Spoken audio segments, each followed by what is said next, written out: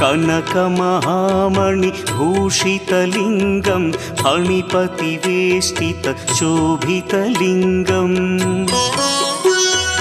दक्षसुयज्ञविनाशनलिङ्गं तत्प्रणमामि सदा शिवलिङ्गम्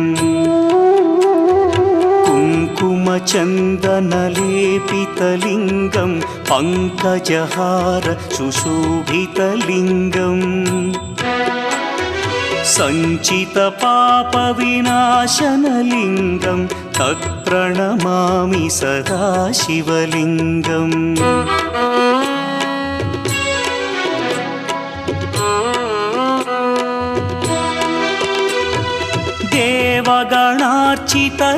देवगणार्चितसेवितलिङ्गं भावैर्भक्तिभिरेव च लिङ्गं दिनकरकोटिप्रभाकर